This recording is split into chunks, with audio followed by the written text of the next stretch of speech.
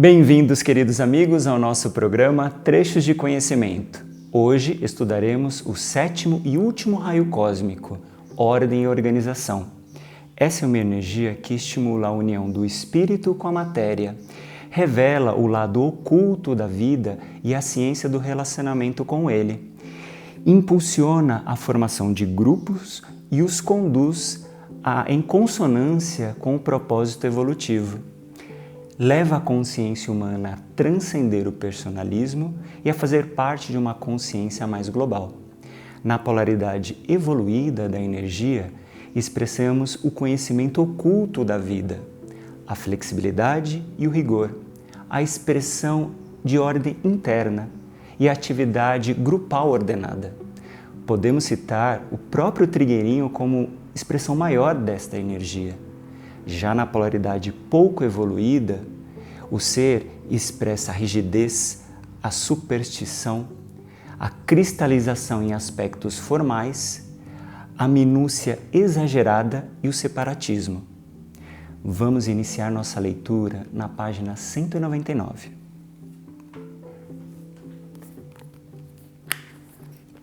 Uma gota no oceano. Uma pessoa que conheci teve um sonho típico de sétimo raio, que revela muito bem como é que essa energia atua dentro de nós, trazendo-nos muitas vezes uma mensagem subjetiva enquanto dormimos. Em seu sonho, a pessoa, em companhia de outras, subiu de elevador até um apartamento situado no andar mais alto de um prédio. Quando todos chegaram ao alto, vislumbraram lá de cima um rio extenso e largo, onde se divisavam bem pequenininhos outros seres humanos. Em seguida, entraram todos em um terraço aberto, arejado e belo. Porém, um vento forte começou a soprar, parecendo querer derrubar tudo. A porta de entrada do apartamento escancarou-se, permanecendo aberta por causa da força do vendaval. Os moradores do apartamento tentavam fechá-la, mas o vento era tão intenso que, durante o sonho todo, ela continuou aberta. Essa mensagem foi muito significativa para o meu conhecido, porque o levou a refletir sobre a ideia de posse, de casa própria, em termos antigos, do próprio ambiente e comodidade, e a contemplar do alto a vida como um todo, como um grande rio que nos leva para um mesmo oceano. Colocada a consciência nessa altura, vemos que o rio da vida é amplo e visível e que o vento vem para abrir as portas, fazendo com que tudo fique completamente à vista e disponível. Nada permanece limitado e restrito. É como se as portas da casa fossem abertas pelo vento, que transforma a natureza do seu ambiente. Esse sonho, na realidade, era uma demonstração do que a energia começava a fazer na consciência de alguns indivíduos nele envolvidos. De fato, os proprietários daquele apartamento não mais conseguiram evitar cedê-lo para trabalhos grupais altruístas, como não mais puderam esquivar-se de cooperar com movimentos filosóficos que lhes vinham sendo propostos. O condicionamento leva as pessoas a fecharem a porta, mas um vendaval, simbolicamente, chega para abri-la. O gesto de manter a porta fechada significa querer conservar as coisas como elas sempre foram, mas o vento não mais o permite. Uma outra ideia aí expressa é a de que estamos sendo levados do próprio egocentrismo para o rio da vida, imenso fluxo que nos conduz a todos para um grande oceano. A energia de sétimo raio, ao mesmo tempo que promove a elevação do indivíduo e a sua inserção no todo de uma só corrente, organiza as forças por meio de um ritmo rigoroso e constante. Esse ritmo, hoje em dia, é visível na organização de empresas, na agenda diária dos grupos comunitários, quando receptivos à ordem e à organização, e também em muitos outros setores. Essa energia poderosa está entrando em manifestação cíclica, trazendo para este planeta nova consciência e novas formas de vida que não visam as pessoas em separado, mas a humanidade como um todo. Com a entrada dessa energia, vemos reunirem-se pessoas de diferentes raças, países e classes sociais para o mesmo trabalho. Desse relacionamento heterogêneo surgirá uma síntese. O sétimo raio conduz, pois, à união no mundo, fazendo com que nações, indivíduos e grupos sintam-se incluídos em um grande ser planetário. Essa energia está erradicando o personalismo e levando-nos para uma consciência global. Veja-se que o sétimo raio, energia da ordem da organização, do ritual e do cerimonial, como também é chamado, trabalha em conjunto com outros 2 raios, o primeiro e o terceiro. Se nos for dado perceber como isso se dá, podemos colaborar melhor com o novo movimento que dele decorre. O primeiro raio, da vontade e poder, tem a força que faz o plano evolutivo manifestar-se. No sonho que acabamos de narrar, ele é representado pelo vento que entra e escancara a porta. O terceiro raio, energia que nos ajuda a sermos adaptáveis em nossas atividades, prepara-nos para receber o novo em nossas vidas. Sem essa energia, veremos apenas destruição diante de um vendaval simbólico. Precisamos da adaptabilidade e da inteligência do terceiro raio para as transformações necessárias e para amoldar-nos às novas situações que estão sendo propostas, como esta do sonho, que é a de a pessoa ter de descer do alto do edifício, das suas próprias estruturas, onde há tanto conforto, para entrar em um rio junto com todos. Agora vamos para a página 207. A consciência em liberdade. O ritual e a ordem, potentes manifestações do sétimo raio em nossa época, são a expressão da própria vida manifestada. Nenhum ser está liberado de agir com ordem. O Sol, que para nós surge e desaparece todos os dias, é um exemplo desse fato básico e universal, que é em si rítmico. Há outros rituais igualmente importantes, como a mudança dos climas e das estações do ano. Ao seguirmos esses ritmos, surge naturalmente em nós o que chamamos de disciplina, um movimento de harmonia com tudo o que ocorre no universo. Ao nascer, o Sol traz e atrai certo tipo de energia, diferente daquela que se verifica no poente. Quando ele aparece, estimula-nos a agir, a exteriorizar-nos. Quando ele se põe, facilita-nos o recolhimento. No processo de conscientização, existem situações que surgem quando nos exteriorizamos e outras quando mergulhamos no nosso íntimo.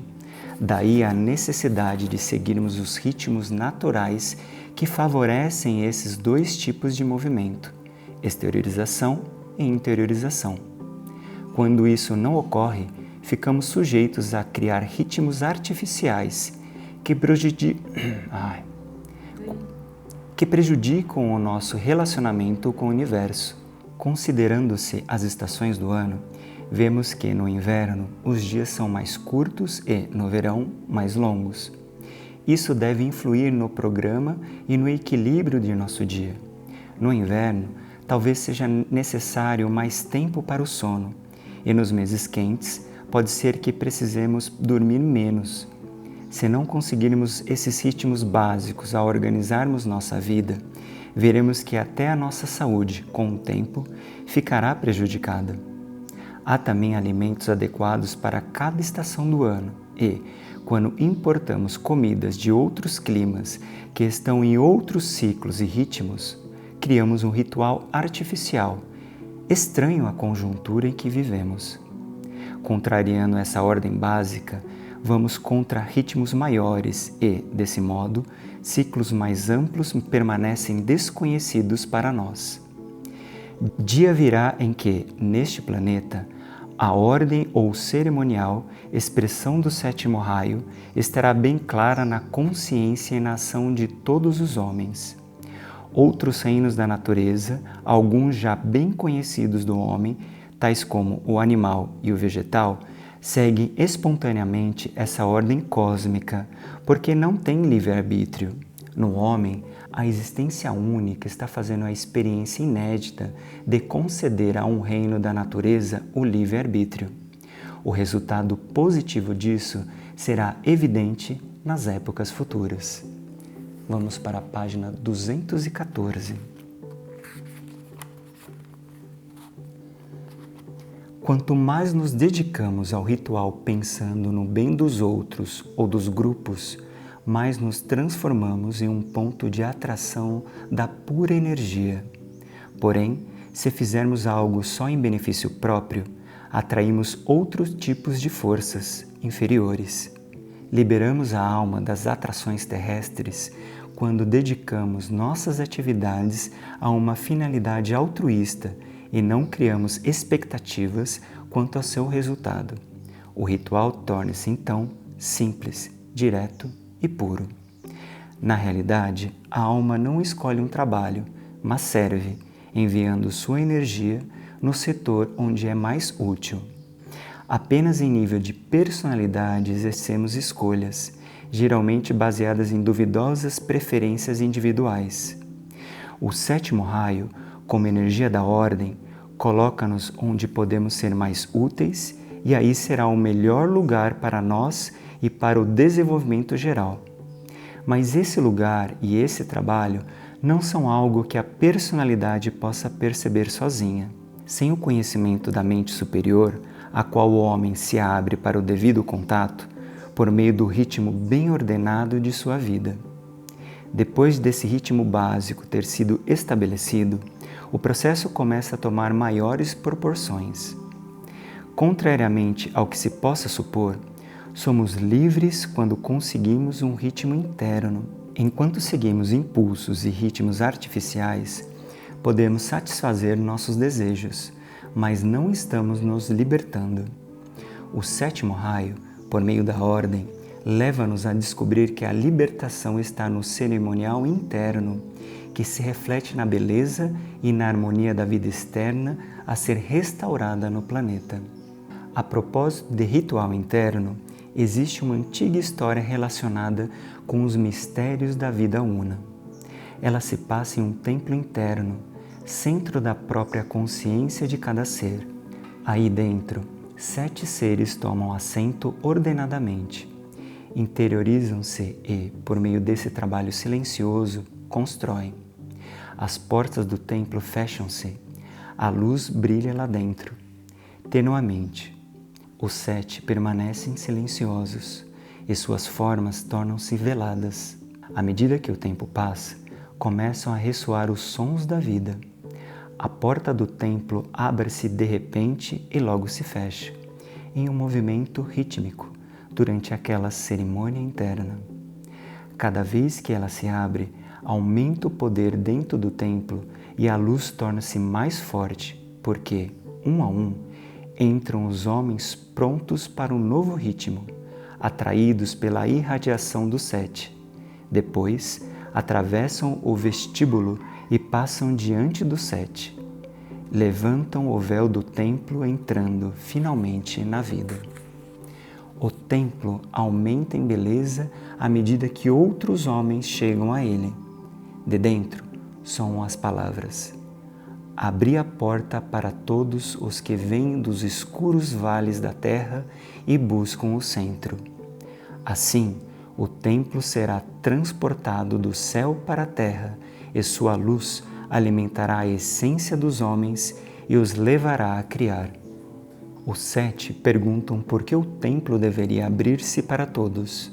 Então, a voz que falava no silêncio, dentro do templo, responde: porque o trabalho já está preparado, os artesãos também já estão prontos, todas as criaturas já podem criar.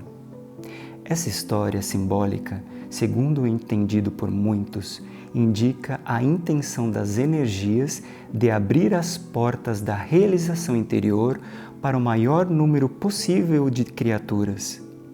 Com a chegada da energia de sétimo raio, muitos ficarão aptos a colaborar com o Criador do Universo. Todavia, o mistério desse fato só nos é desvelado no silêncio. Com esse programa, concluímos o estudo dos 7 raios cósmicos materiais. Na próxima semana, teremos um programa especial, que será o último dessa série, onde faremos o estudo de conclusão sobre os raios. Nos vemos na próxima semana. Até lá!